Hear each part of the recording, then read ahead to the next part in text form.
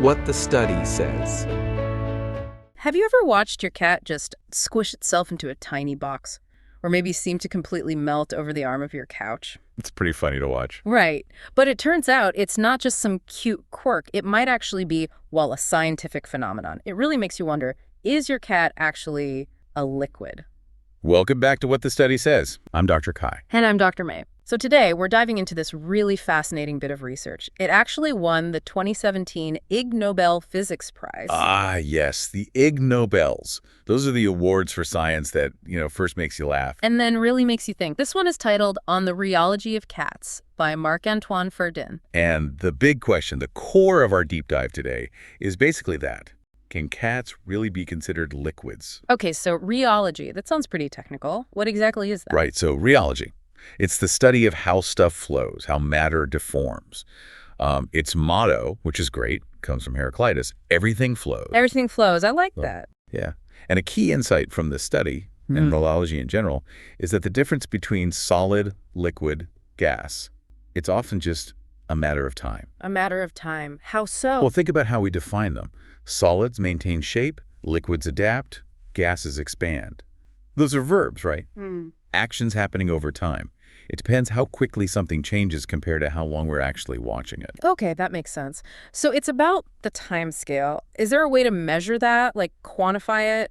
There is. And this is central to the paper. It's called the Deborah number, usually written D. And it's basically a comparison, a ratio between two times. First, there's T, the material's own relaxation time. That's how long it naturally takes to adapt its shape. Okay, its internal clock, sort of? Exactly. And you compare that to T, the observation time.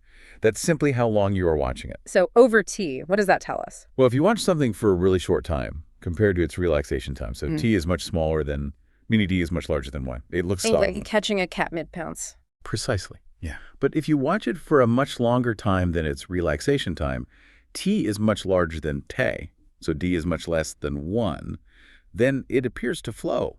It looks like a fluid or a liquid. Ah, okay. So that explains why cats seem like both. We see them do solid things and liquid things. Exactly. The study uses this idea beautifully. Observe a cat briefly say, it bounces off something high day. It acts solid. Right. But observe it over a longer period, like it's slowly pouring itself into a wine glass. Maybe more likely a fishbowl or a cardboard box. Definitely a cardboard box. Ah, yes. Then it's low D, and it acts like a liquid filling the container. The paper estimates a typical cat's relaxation time is somewhere between maybe 1 second and 1 minute. 1 second to 1 minute. That's quite a window. Does it change? It does. And this is where it gets even more interesting. The study notes, kind of humorously, that agitated kittens might have a longer relaxation time, maybe up to a few hours. So they seem more solid when they're bouncing off the walls. Makes sense they don't settle down. Whereas older, more chilled out cats, they might have a shorter relaxation time. They become liquid more easily. They just sort of flow onto the nearest comfy spot. Exactly. And get this, the paper even cheekily suggests older cats might develop gaseous properties. Yeah. Like compressibility. Gaseous cats. Okay, that's pushing it a bit, but it really highlights the concept, doesn't it? This whole time-dependent state of matter. It does. But there's another important point. Cats aren't like water, are they? They move on their own. Right. They're not just passive stuff. Exactly. The study calls them active rheological materials. They have their own motive power, which naturally makes studying their flow properties a lot more complex than studying something like honey or water. You can't just pour a cat. Well, you shouldn't. Definitely not. And the paper has some fun with this, too. It assures us no animals were harmed, in parentheses, in the making of this study. Good to know. And it describes the best method for getting a cat into a specific shape or container. 1, bring an empty box. 2, weigh it. Huh. Every cat owner knows that one. So, okay, it's funny. It won an Ig Nobel. But is there, like, a serious point beyond the giggles?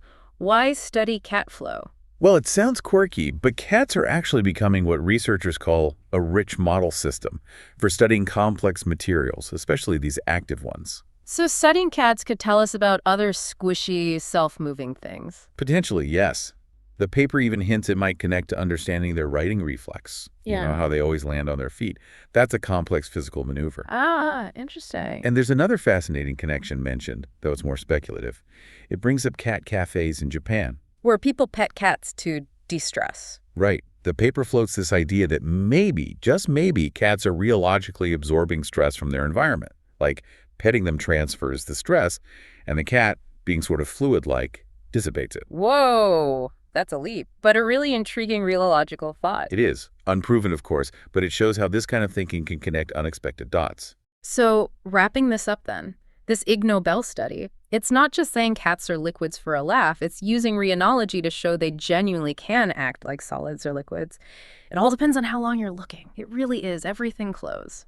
Absolutely. And it leaves you wondering, right, what else in our daily lives might seem solid, but could be flowing if we just watched it long enough? Or vice versa.